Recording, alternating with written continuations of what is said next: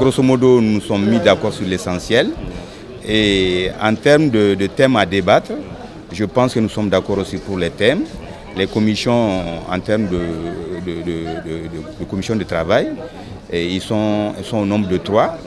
Et donc la commission réorganisation territoriale, la commission révision constitutionnelle et une grande commission qui regroupe la loi organique, la loi électorale et la loi organique pour l'élection des sénateurs. Ceux qui avaient été, entre guillemets, omis la dernière fois, ils ont été admis au niveau observateur.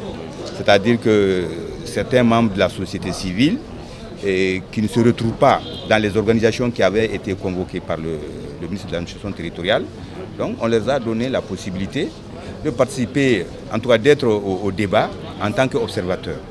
Et ça permet quand même de résoudre l'aspect inclusif de la démarche du ministère de l'administration territoriale. On doit faire le référendum, et ça c'est immuable, et on doit faire l'élection des députés d'ici le 30 juin.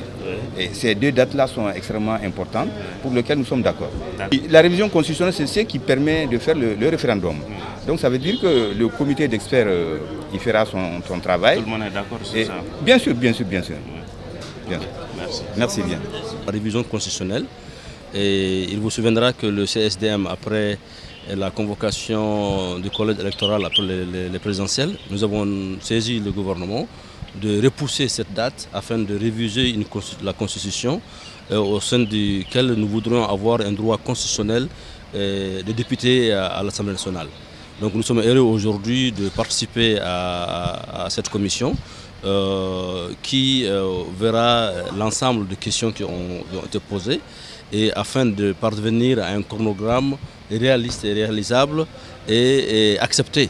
Donc nous allons nous réunir les jours à venir pour respecter le chronogramme et aussi permettre une meilleure compréhension de Maliens établis à l'extérieur, parce que c'est eux que je représente ici, afin qu'ils y participent massivement à la révision constitutionnelle, parce que c'est la première fois dans l'histoire de la diaspora malienne qu'on aura des députés qui pourront défendre au mieux nos intérêts au sein de l'hémicycle. Nous sommes des observateurs indépendants et nous disons nos points de vue sur toutes ces questions qui ont trait à la mise en œuvre d'abord en premier lieu de l'accord pour la paix et la réconciliation nationale et ensuite à toutes les questions fondamentales de notre pays liées à la stabilité, la paix et la sécurité dans notre pays.